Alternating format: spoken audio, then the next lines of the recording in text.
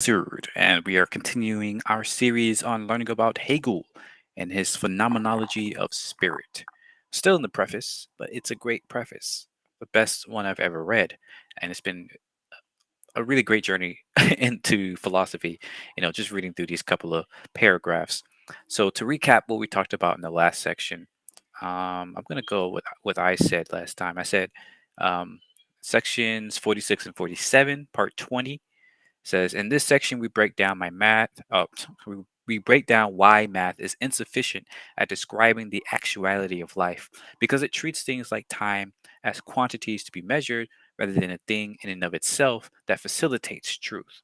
Hegel goes on to explain how philosophy allows us to attain truth by setting up a great analogy to a bacchanalian revel, where people drop in just as much as others drop out, meaning the evanescent nature of our individual lives nonetheless help us to progress the search and development of truth through the length of history. Um, so yeah, this all sets up Hegel and us as being the ones to reflect on history and philosophy so far. And it really is great that analogy he used, the Bacchanalian revel, was really fascinating to hear, because I've never heard of that thing. But it's a simple enough idea, right? The idea that as things go in, other things go out, but the thing itself kind of just maintains and its presence, its identity, right? It's retained, and if anything, it kind of progresses, right? A party that goes on all night or all week or all month or something like that, right? A festival, if you will, can continue for that longer period of time because people are going in and out. And that's exactly how knowledge and kind of truth works throughout history, more or less. But let's see what Dr. Sadler says about this. He says, in these sections, Hegel continues his critique of mathematical cognition and of philosophical approaches which base themselves on this model of cognition. Mathematics, which deals in magnitude, treats time under that aspect, failing to grasp that time is the locus for the development of the existent notion. He also discusses the nature of the dialectical process, using a metaphor of the Bacchanalian revel, in which all members are drunk, but which remains in its dynamics a perfect repose. So yeah, he says it much more elegantly than I, but uh, more or less the same kind of principles, I think. But without further ado, let's begin. Share the screen here. Bow. All right. Now we are good to go. Oh, there's my baby in the stream. Hello.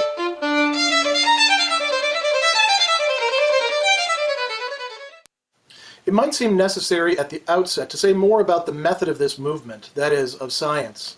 But its notion is already to be found in what has been said, and its proper exposition belongs to logic, or rather is logic, for the method is nothing but the structure set forth in its pure essentiality. We should realize, however, that the system of ideas concerning philosophical method is yet another set of current beliefs that belongs to a bygone culture. Hmm. If this comment sounds boastful or revolutionary, and I am far from adopting such a tone, it should be noted that current opinion itself has already come to view the scientific regime bequeathed by mathematics as quite old-fashioned, with its explanations, divisions, axioms, sets of theorems, its proofs, principles, deductions, and conclusions from them. So before he even gets to that, I really like this part right here. He says, we should realize, however, that the system of ideas concerning philosophical method is yet another set of current beliefs that belongs to a bygone culture. Oof. All right. So the idea that a lot of times we kind of retain these ideas from past traditions and kind of ways of seeing the world, perspectives of seeing the world, even though those are no longer, accurate. They don't really describe what we believe today, and that's um, true then as it is now. So very interesting there. Yeah. Divisions, axioms, sets of theorems, its proofs, little or no use is any longer made of it. And though, Oops. even if its unfitness is not clearly understood, little or no use is any longer made of it. And though not actually condemned outright, no one likes it very much. And we should be sufficiently prejudiced in favor of what is excellent to suppose that it will be put to use and will find acceptance. But it is not difficult to see that the way of asserting a proposition, adducing reasons for it, and in the same way refuting its opposite by reasons, is not the form in which truth can appear. Truth is its own self-movement, whereas the method just described is the mode of cognition that remains external to the material. Hence, it is peculiar to mathematics and must be left to that science, which, as we have noted, has for its principle the relation of magnitude, a relationship alien to the notion, and for its material dead space in the equally lifeless numerical unit. So it sounds like he's kind of going against that way of thinking too, as a use for philosophy. He says, but it's not difficult to see that the way of asserting a proposition, adducing reasons for it, and in the same way refuting its opposite by reasons, is not the form in which truth can appear. Right. So I want to say this is not quite the scientific method, and apparently there are different scientific methods, but like a way of knowing, a way of deducing the truth, right? The way math does this by using, I guess, proofs and theorems. Not a mathematician, but I suppose, you can kind of say that this is how math, kind of works. Yeah, you assert the proposition. So like the equation of, I guess you can say, adduce reasons for it, the proof, I suppose, and in the same way refuting its opposite by reasons of saying, okay, this is the proof because it can't go this way, it can't do that, right? Um, it's not the form in which truth compares. So it makes sense that that works for math, but doesn't necessarily work for truth. And I suppose he's going to break that down as to why. Science, which, as we have noted, has Let's continue that part. There we go. more blended with the arbitrary and accidental, may retain its unit. This method, too, in a looser form that is more blended with the arbitrary and accidental, may retain its place as in conversation or in a piece of historical instruction designed rather to satisfy curiosity than to produce knowledge, which is about what a preface amounts to. In ordinary life, consciousness has for its content items of information, experiences, concrete objects of sense, thoughts, basic principles. Anything will do as a content, as long as it is ready to hand or is accepted as a fixed and stable being or essence. Sometimes consciousness follows where this leads, sometimes it breaks the chain and deals arbitrarily with its content, behaving as if it were determining and manipulating it from the outside. It refers the content back to some certainty or other, even if only to the sensation of the moment, and conviction is satisfied when a familiar resting place is reached. Really curious to see how Dr. Sadler breaks this down more. We come now in section 48. Like, just real quick. Yeah, sometimes conscious follows where this leads. And deals arbitrarily with its content, behaving as if it were determining and manipulating it from outside. It refers the content back to some certainty or another, even if only to the sensation of the moment, and conviction is satisfied when a familiar resting place is reached. So it's kind of like how I'm seeing this is like consciousness, the act of being aware, being self-aware, and thinking about things and things like that, experiencing things really, is almost a I guess a metaphysical thing, right? It's you see it from the outside. Like when you're conscious of something, when you're aware of something, it's because you realize that you are separate from that thing, and so just the ability to experience things, right, is in and of itself kind of takes us out of a thing and kind of makes it feel like we're outside of a thing, and that's an interesting observation there. Um, Obvious, but also something that we don't give enough credit to. The fact that we experience things from the outside. It's pretty trippy when you really think about it.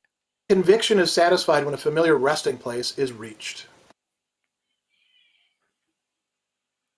We come now in section 48, finally, to the very end of Hegel's long and quite involved criticisms of mathematical cognition. And he's wrapping these things up. He's made a lot of criticisms so far, and you can see them in the previous discussions in the videos pertaining to the earlier sections. Here he begins this paragraph by highlighting the connection between what are going to become two of his major works, or sets of works. There's actually two Hegelian logics. There's the Science of Logic and then the Encyclopedia Logic. Science of Logic is following pretty close after the Phenomenology, and the Encyclopedia Logic will come a bit later. Now, what he says is that there's an intrinsic connection between the type of work that he's doing in the Phenomenology and the type of work that's going to be demanded in a logic. So let's look at what he says. He says, it might seem necessary to say more about the method of this movement, that is, the method of science. but its notion is already to be found in what has been said. You notice I don't have that word notion up here because it's involved in both of those. Because its notion is already to be found in what has been said, and its proper exposition belongs to logic. So if we wanted to create something like a synoptic, almost textbook-like, although there's a little bit of trouble doing that with Hegelian dialectics, overview of everything where you can see where everything fits in, then you want a logic. You're looking at the method. You're looking at the structure of everything.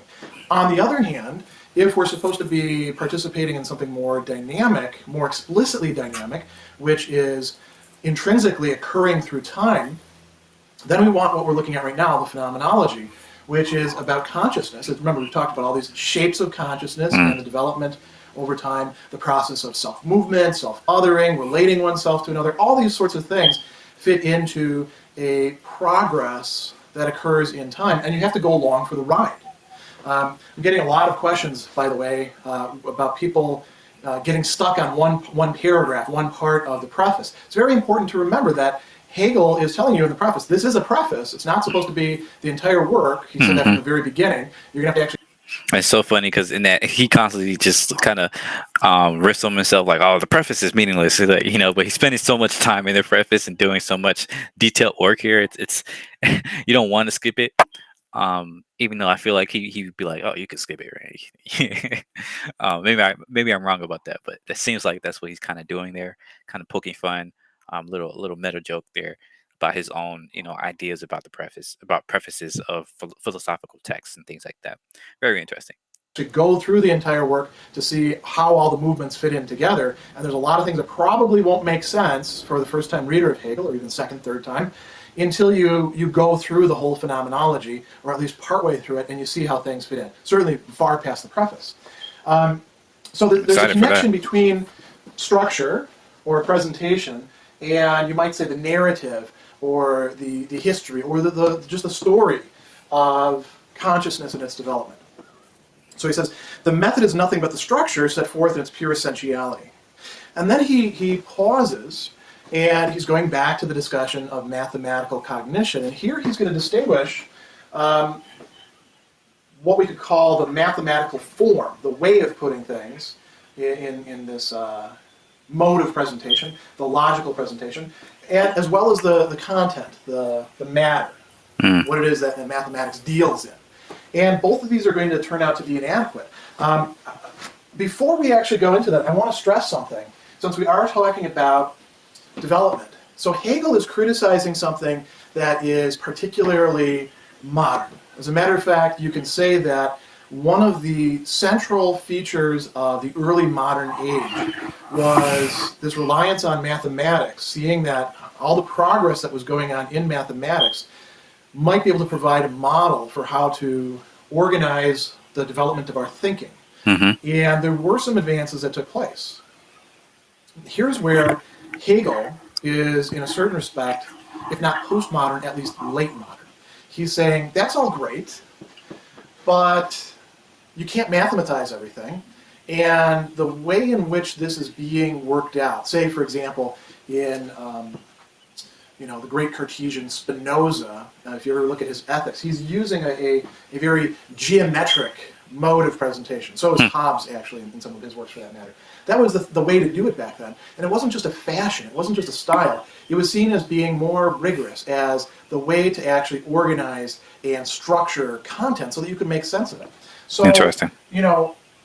This was progress to go from earlier ways of organizing things. Think, for example, Hegel would probably be willing to say, think, for example, of scholastic theology, and think about, some of the great thinkers in it, for example, Thomas Aquinas, and the way the Summa Theologia is ordered. I have no idea what that means. Think about early modern philosophy.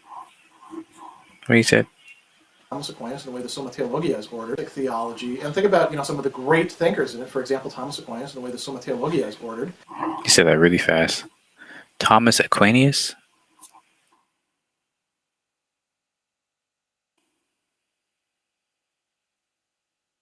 Said Aquinas?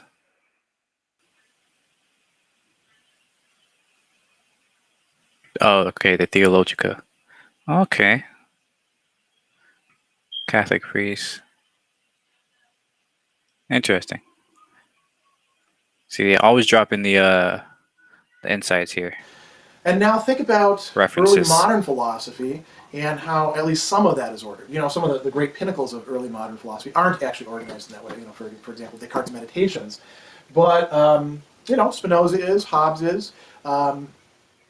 People were quite enamored of this idea of, look, we can understand everything after the fashion of mathematics, after the fashion of geometry. I think there's still a lot of that going on today. The problem is, that's not the final formulation. That's not where philosophy, or more broadly science, Wissenschaft, systematic knowledge that is able to take account of the very fact of its own generation, its ongoing development, that doesn't fit well into this kind of framework. This framework can be quite powerful, but the problem is it's static. It can't truly develop. And Hegel gives a lot of, examples of the old-fashioned way of doing this sort of thing. Explanations, divisions, axioms, sets of theorems. I forgot theorems up there. Proofs, principles, deductions, and conclusions. These are all things that you will find in the way in which philosophy was being presented. And you could say, is the presentation the same thing as the actual development, the working out of it? And here's where you get to a really interesting point. You can speak of a logic of organization and a logic of discovery, and they often don't map onto each other, because discovery itself is a process that may in fact turn out to be necessary in the end. Hegel thinks that it is. But there seem to be all sorts of contingent steps along the way where human choice can enter, and initiative plays a role. And it doesn't have to go this way. It could also go this way. And you have to chart all those sorts of things out. When you rely on framing things along the lines of mathematical models, or mathematoid models, let me say, because they're not really mathematical, they're just sort of borrowing its framework. Right. You may in fact be restricting your understanding of the subject matter that you're trying to grapple with. And Hegel is making that sort of criticism at a number of points. So Yes, this is a really strong point here too, because it's kind of reductive, right? In order to do math, you kind of have to reduce things to a quantitative value, to a set absolute term. And yeah, I understand there's like imaginary numbers or things like that, but it's still technically an absolute term, right? It's like, this is what that imaginary number is. This is what that thing is. So with philosophy and experiences, you don't necessarily have a set, absolute or objective, idea of what this certain thing is. It's about like how you experience it and how you think about it and all these other things that are necessarily subjective and necessarily vague. And so if you try to, shape it up into a certain box so you can, theorize with it and things like that, you kind of lose the entire the value of it, the notion, if you will.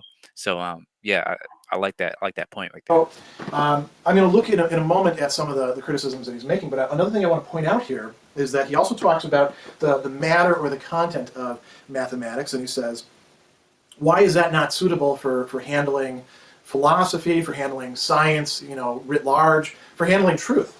Well, because what does mathematics deal in? It deals in magnitude, which is a relation, but it's a lifeless relation, and it's the most abstract that you can get. So he says it's a relationship alien to the notion, alien to the development of conceptual knowledge. And what does it deal in? Number, or the numerical unit, and dead space. Now, we've already encountered this, like I said in an earlier video, in terms of some of the discussions that are going to show up in the science of logic, in terms of other categories that pertain to mathematics, continuity, the ability to pick something out, discreteness. Here he's thinking of it in terms of the numerical unit and space, which is carried out in terms of dimensions, but has nothing determinate about it. So now let's actually look at what he's saying. We could put it over here if we wanted to, I suppose, and I may in fact do that with a few of these. He says, first off, when it comes to this way of presenting things, it's old-fashioned. Now, that's not to say that we should reject it just because it's old-fashioned, because we don't want to just be a bunch of philosophy fops or something along those lines. Yes, he was useful for What me. made it old-fashioned? Well, he tells us.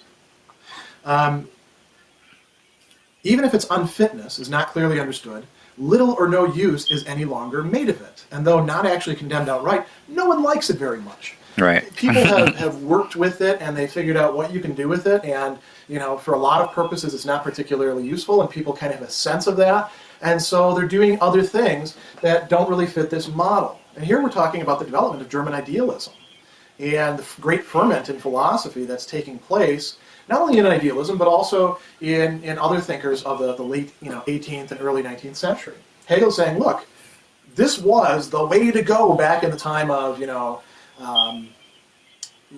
early 1600s all the way through the mid 1700s. But that really isn't the way to go anymore. Mm-hmm. People have started to get a vague sense of this. Now, that by itself, maybe those people are wrong. So let's look at the more substantive criticism.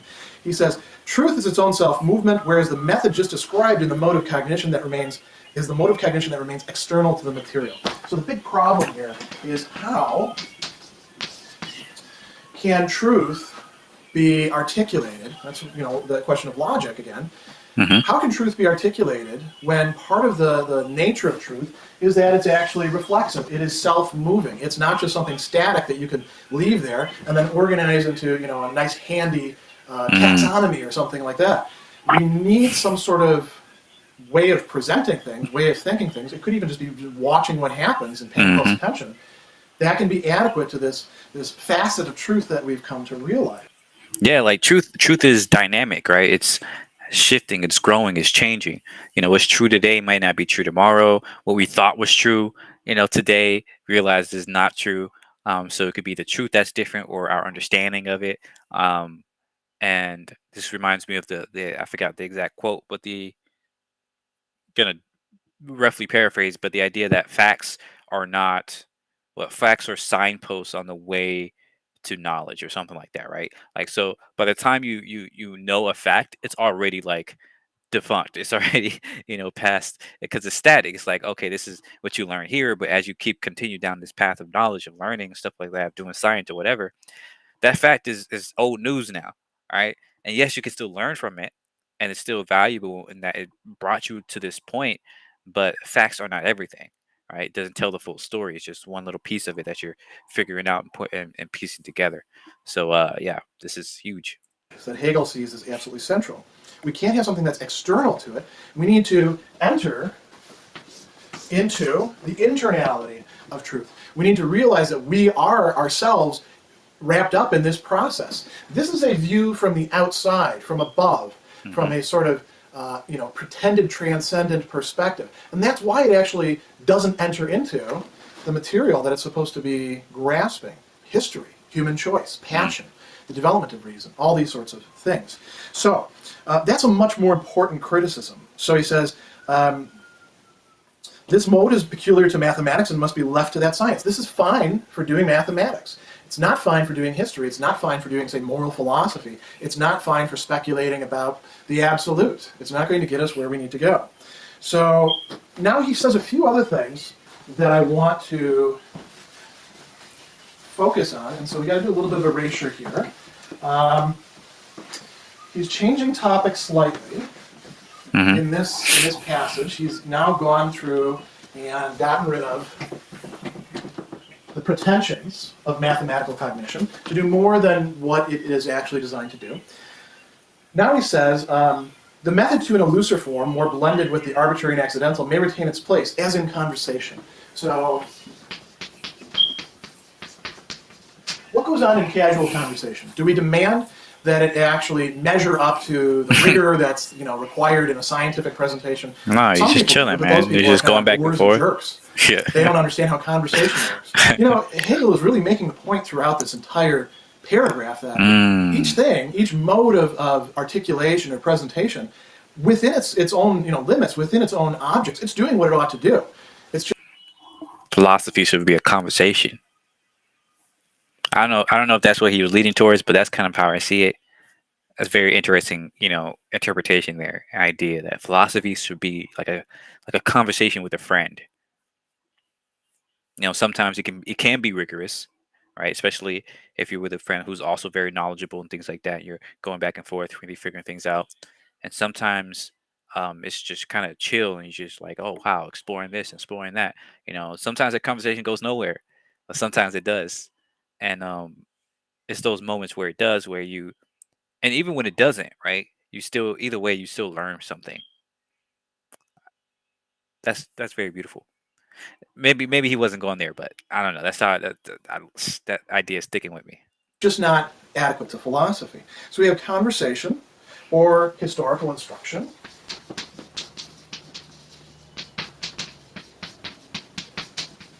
And you needn't think necessarily about a book of history. Think about the work that a docent does.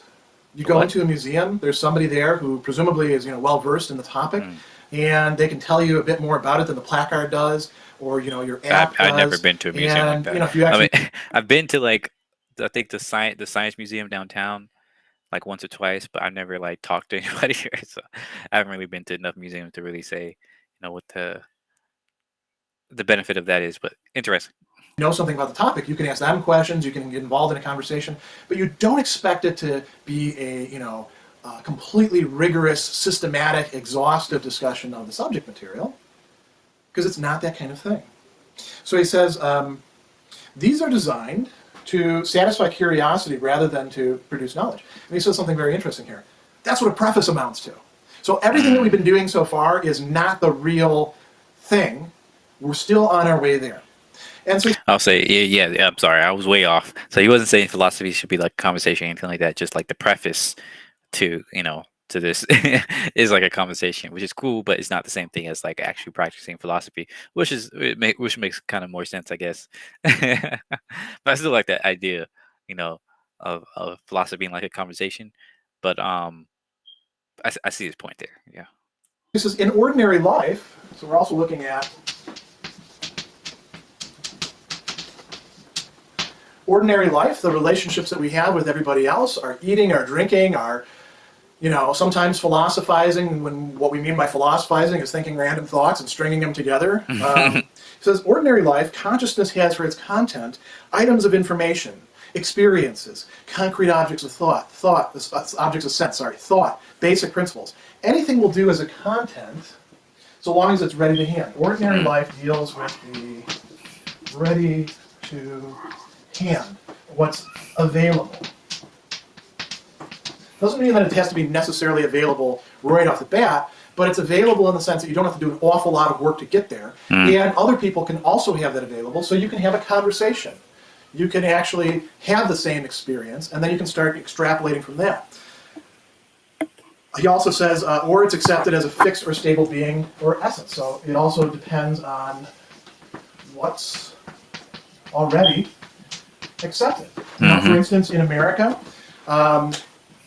depending on whether you're in a red state or a blue state, there's all sorts of assumptions, and depending on where you are in the red state or blue state, there's all sorts of things that you can sort of take for granted. If you're at a union meeting, you can take for granted that the people in the union think that unions are a great thing, and that anybody who wants to bust a union is bad. If you're at other places, you can take for granted that unions are not a good thing, and that they're actually causing all sorts of trouble. These are the sorts of things that ordinary life pieces together, the people that are involved in them, and have conversations about. It's not yet philosophy. It's not at the level of science. So he says, sometimes consciousness follows where this leads. Sometimes it breaks the chain and deals arbitrarily with its content. Why can it break the chain and deal arbitrarily with its content? Because there's no actual necessity to these things. The mere fact that something is accepted as a dogma in certain areas doesn't mean that it's true, doesn't mean that it's adequate, doesn't mean that we actually should accept it. The mere fact that we have some things ready to hand, think about, for example, when you get angry with somebody. Now suddenly all the past things that they've done are easily coming to light in your mind. That doesn't mean that you should actually think about those things or assemble them together into some indictment of the person. We're able to take these things on, or we're able to sort of sit back and critique them.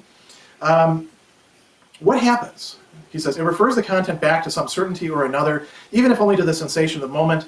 Conviction is satisfied when a familiar resting place is reached. So what he's talking about here, as he reaches the end of this passage, is where ordinary consciousness goes wrong. Now, why is he finishing up that way? Because we might be tempted to say, well, we go away from mathematical cognition, which was the model previously for what counted as really rigorous, what counted as really philosophical, and maybe we just go back to our our ordinary life or something like that. Because if we lose mathematical rigor, then maybe we're rejecting rigor in general, and we need something a little bit more loosey-goosey, as we say. Hegel's saying, no, that's not going to cut it. As a matter of fact, people are doing that all the time, but they're not thereby doing philosophy. Long shots there. But we have already pointed out that once the necessity of the notion has banished the slipshod style of conversational discussion, and along with it the pedantry and pomposity of science, they are not to be replaced by the non-method of presentiment and inspiration, or by the arbitrariness of prophetic utterance, both of which despise not only scientific pomposity, but scientific procedure of all kinds. Oh, that was short. Yeah. Section. I know he's going to break that down, but like, just I like to make predictions sometimes. But it seems like he's saying, oh, we shouldn't replace like just frivolous kind of philosophizing with pomposity, with like extra stuff, like saying, oh, this is the nature of reality, and this like, you don't have to be super, kind of fancy and super like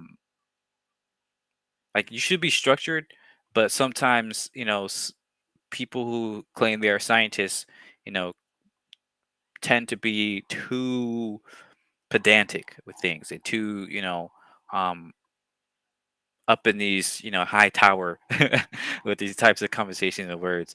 I mean, one can argue that's what Hegel is doing with this book. That's why it's so hard to read. But in actuality, this is just how everybody, who was writing books at the time talked. Not everybody talked, but like the only people who read books at the time were the people who went to college and like academia. And so you were only really writing for those people. You weren't really writing for the common person because the common person was illiterate, back in the 1800s, but really back in the 1900s. So yeah, that's a huge reason why this kind of writing is is not, quote unquote accessible. It's not meant for the average person.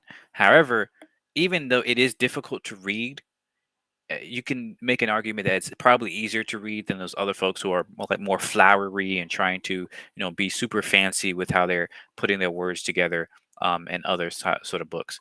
I haven't read too many other. We haven't read any philosophical books, but I've seen like little excerpts, and you do tend to see that. So I don't know. Maybe that's it. Maybe I'm wrong. A prophetic utterance. Section 49 is in some ways an afterthought. We're not going to spend very much time on it at all. It's one of the shortest passages in this preface, but there are a few points that are worth dwelling on. So he talks about the necessity of the notion. That's an important phrase. There is intrinsic to any sort of scientific and dialectical approach to things, there has to be some sort of necessity at work. Now, we don't have a full grasp yet on how that necessity actually functions. It's clear that it's not the same thing as necessity in deductive logic, in formal logic, as people are used to. It's got to be something that can encompass that, but also include an awful lot more, so that we can even extend necessity to things that appear to be contingent, since history is going to be a major part of this. And the way that we're going to do that is through developing conceptual, that is, begriffliche knowledge. Think about, begreifen as meaning to grasp, to take in as a whole. That's what's involved in this concept or notion that he's talking about there. And in a way, it's a misnomer to say the notion, because we're talking about a whole bunch of notions that are gradually assembled into larger and larger wholes. He says that it banishes two different things. It banishes the non-rigorous style of conversation, the actual terminology here, slipshod. We just talked about this. In ordinary conversation, we don't hold people to the same standard, unless we're kind of pedants, as we would in some sort of philosophical, rigorous, scientific exposition. You might say the same thing about, some of the funny YouTube comments they see on something where, you're like, man, it's a YouTube video and it's about a joke. You don't have to make a big production of it. But, there is that. Any sort of rigorous treatment of something like, history or morality can't just base itself on ordinary consciousness, as Hegel calls it. At the same time, he says it does away with the scientific And here he doesn't mean scientific in the full sense. He means that which prides itself as being scientific. Mm. Pedantry and pomposity. Pomposity, when we have that word, somebody's pompous, they're using language with excessive formality. Mm-hmm. They're trying to sort of elevate themselves, or elevate their subject higher than it really deserves, and they do so by using elevated language.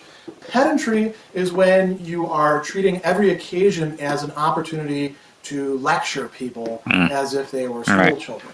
So, Hegel is saying, it's not just we need to find balance. We need to actually find something that's higher than these and can take both of these in and allow them their proper places. He's not saying let's not have any conversation. He's not saying, hey, nobody should do any science anymore. He's just saying that's not what philosophy itself is going to do. So then the question is, all right, so what is it going to do? How should it work? And we've talked about this before. One of the candidates that people were proposing was, well, let's appeal to intuition. Hey man, there's some sort of like world ground that you can't really conceptualize, but you can feel, you can get in touch with, and that's what will build philosophy on. You got to have a intuition of the whole. You gotta get to some higher form of knowledge that isn't really discursive. There's a lot of ways to frame this sort of thing. Hegel's once again saying that's not where we're going to go. He complains about prophetic utterance, presentiment, and inspiration. And he's saying, look, we don't want that. We're not going to replace slipshod and ordinary conversation or science that can't really be scientific because of its own sort of pitfalls with just an appeal to intuition. Because anybody can have an intuition. Anybody can claim inspiration. There's no actual necessity to that can be shared by people back and forth if they're willing to put in the work. Right. It's just, you just open the doors of your mind or pick whatever lingo you like for it. Hegel's rejecting that. And he's been rejecting that wholesale the entire time. Why? And he says that sort of thing despises not only scientific pomposity, it's right to despise that, but it rejects scientific procedure of all kinds, meaning it can't provide an adequate account of itself, of its own development, its own relations to other things. And that's really what's going on in this passage. Interesting, yeah. So I guess he's going to get into how we take these like kind of subjective, kind of experiential, conscious, things that we experience, and turn that into a system of knowledge, right? A structure of knowledge, and we do so by gaining foundations of how you think, right? Like thinking, being able to think a certain way, being able to grasp with an idea, being able to tackle an idea of like, okay, what is this? Having that conversation, and then going a step beyond that to structure it up, and then realizing that okay, your structure might be wrong, so you have to break it down and coming back up again. So that whole process of going back and forth and struggling with it, is I think what he's setting up here, and it's very fascinating. It's very very awesome. So. Uh, as always, it's been really great to listen to this and to watch this. So if you enjoyed this as well, let me know. Um, let me know what you learned from this. Let me know what you didn't learn from this. If you thought this was too too high minded here, um, let's have a conversation and see what we can break down. But yeah, thanks for watching. Thanks for listening, and have a great day. See ya. Bye bye.